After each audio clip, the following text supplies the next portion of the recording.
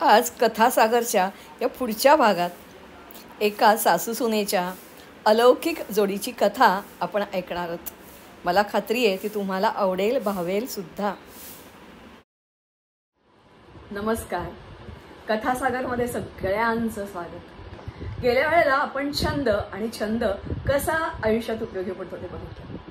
पण प्रत्येकाला याच प्रकारे तो मदत करेल नाही असं नाही करेल का, अगदी वेगळ्या प्रकारे सुद्धा. उदाहरणार्थ, आपापसातली परस्परातली नाती जपण्यासाठी, सांभाळण्यासाठी, वाढवण्यासाठी, ती अधिक वृद्धिंगत करण्यासाठी आणि त्याचा उपयोग आणखी समाजासाठी कसा करता येईल ही सांगणारी कथा. ही पण अगदी खरी आहे बरं का. याच्यात जी सासू आणि सुनेची जोडी दाखवली आहे ना, ती माझ्या चांगल्या परिचयाची आहे. म्हणजेच माझा विद्यार्थी, त्याची निकी ही बायको, आणि ती अतिशय छान कलाकार आहे. चित्रकला, हस्तकला याच्याही पलीकडे जाऊन ती स्वतः बिझनेस वुमन आहे. लिक्विड कॉफी आणि बरंच काय काय ती बनवते. तेव्हा ही खरी खरी गोष्ट, छंद पण तो अगदी वेगळ्या प्रकारे. आणि गोष्टीचं नाव आहे एक एक टाका मोलाचा. एक एक टाका मोलाचा. तुम्ही नक्की ऐका. एवढंच नव्हे तर तुम्ही तुमच्या शेजारी, आसपास, आजी आजोबा, लहान मुलं, आणखीन कोणी, यांना अशा प्रकारे तुमच्याजवळ जे आहे ते देता येईल का, त्याचा तुम्हाला, त्यांना आणि समाजाला काही फायदा होईल का, असा विचार केला तर. सुट्टीच्या दिवसात भरपूर वेळ आहे. अभ्यासाचं टेन्शन, गर्दी डोक्यात विचारांची बिलकुल नाही आहे. तेव्हा जरूर जरूर असा विचार करा. एक एक टाका मोलाचा. आजचा दिवस असा उगवेल असं आजीनं कधीच वाटलं नव्हतं. आज त्यांच्याकडे विणकाम शिकायला काही मुली येणार होत्या. आजींनी शाळा मध्यातच सोडली होती. या मुलींनी पण त्यांची शाळा अर्धवटच सोडली होती. आजींचं लग्न लहान वयात झालं. गुजरात मधल्या एका छोट्या खेड्यातून त्या मुंबईत आल्या. मोठं कुटुंब, पै पाहुणे, मुलं बाळं आलं गेलं. मुलांचं शिक्षण दिवसभराभर संपत होता, पुरे पडत नव्हता. हा म्हणता घरी सून आली. त्यांना प्रश्न पडला. आता थोडा मोकळा वेळ मिळू लागला होता. या वेळाचं नेमकं करायचं काय. एवढ्यातच आजोबा आजारी झाले. आजी परत गुंतली. मात्र अल्पावधीतच आजोबांना देवाज्ञा झाली. आजींसमोर रिकामा वेळ, वेळच वेळ आणि रिकामा डोकं. वाचून वेळ उभा होता. डोकं सुन्न झालं होतं. आजींची सून मात्र शहाणी होती, शिकलेली, समंजस. आणि सर्वात महत्वाचं म्हणजे त्या दोघी त्यांच्या नात्यात होता मोकळेपणा. एक दिवस तिने एक छोटे रुमाल, रेशमाच्या लढी सासू समोर धरत विषय काढला. पुढच्या आठवड्यातनं वर्षाचा वाढदिवस आहे, त्यांची नात बरं का. आपण तिला सरप्राईज देऊया. आपल्या हातानं भरतकाम केलेले रुमाल तिला प्रेझेंट देऊया. आजी विचारात पडल्या. म्हणाल्या, अगं तू म्हणतेस ते अगदी खरं आहे, पण मला भरतकाम कुठे येतं, कधी सवयच मिळाली नाही शिकायची. सून हसली आणि म्हणाली, मी शिकवेन ना, काय कठीण आहे त्यात. तुम्हाला स्वयंपाक तुमचा किती छान होतो, तुमच्या हाताला किती चव आहे, तसंच तुम्ही यातही मन होता, तुम्हाला हे पण खूप छान जमेल. आणि मग एक एक टाका शिकवायला सुरुवात झाली. नातीसाठी हातरुमालावर भरतकाम करताना आजी खुश होत होत्या. आजीनी पण मान डोलावली. आणि खरंच रुमाल भरले गेले. नात खुश झाली. मग हे नेहमीच झालं. कधी रुमाल, कधी उशांचे अब्रे, कधी टेबल क्लॉथ, बेडशीट, कधी वाढदिवसाची भेट, तर कधी लग्नाचा आहे. सारेच नातेवाईक आजींवर खुश.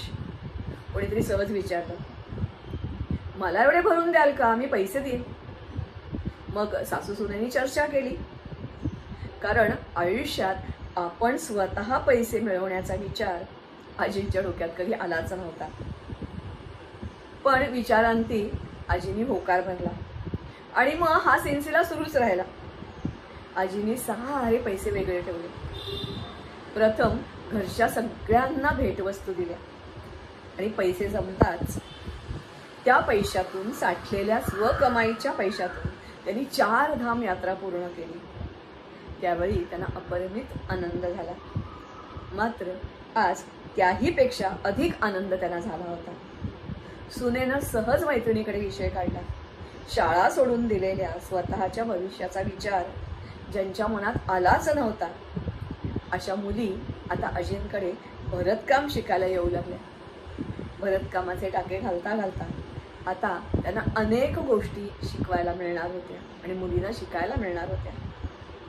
आपल्या स्वकमाईचा आनंद कळायला किती वर्ष लागली. त्यांना एवढी पाठ व्हावी लागली.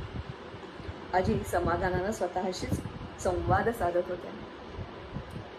घरातली सगळीच खुश होती. मला असं वाटतं असं हे दुर्मिळ आणि जपलेलं नातं नक्कीच तुम्हाला आवडेल. तुमच्या कदाचित काही वेळेला असं होतं की घरातल्या आजी आजोबांना नवीन टेक्नॉलॉजी जमत नाही ती त्यांना शिकवा. कदाचित आणखीन काही तुम्हाला करता आलं तर बघा. मागे एका शिबिरात आम्ही अशी अट घातली होती की प्रत्येक मुलाने काही काम करा, पण स्वकमाईचे, किती पैसे आणाले महत्त्वाचं नाही, पण स्वकमाईचे पैसे आणा.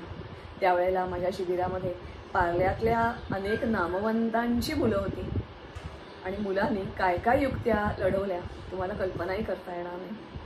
कोणताही कमीपणा न वाटता कोणी दुकानात काम केलं, कोणी या दिवसात गावाला बायका जातात, कोणी पोळ्या लाटून दिल्या, धुणी भांडी केली, गाडी पुसली, काहींनी याचसारखं ग्रीटिंग्स बनवली ती विकली.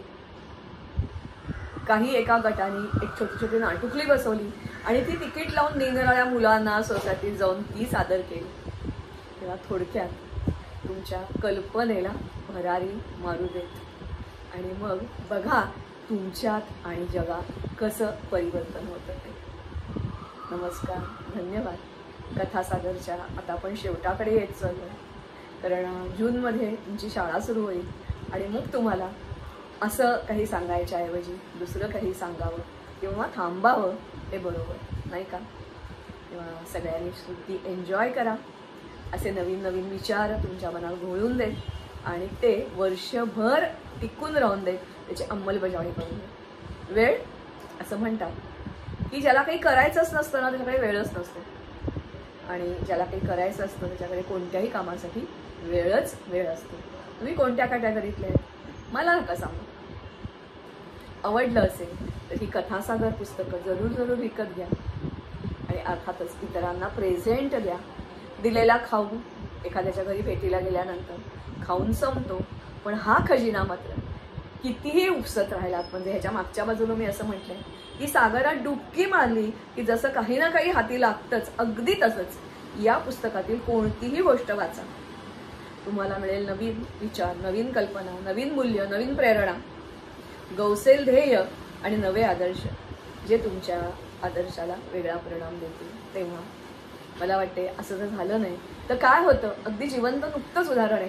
पुण्यामधल्या एका मुलाला आणि त्याच्या आईने वडील आणि आजोबांना अटक झाली आहे. का बरं? त्या घरात पैसा तर भरपूर होता, कमी होती ती संस्काराची आणि चांगल्या विचाराची, ध्येयाची. तेव्हा चला तुम्हीच ठरवा, असं बालसुधारगृहात जाण्याची वाट पकडायची आहे की आणखीन काही करायचं आहे. नमस्कार, धन्यवाद.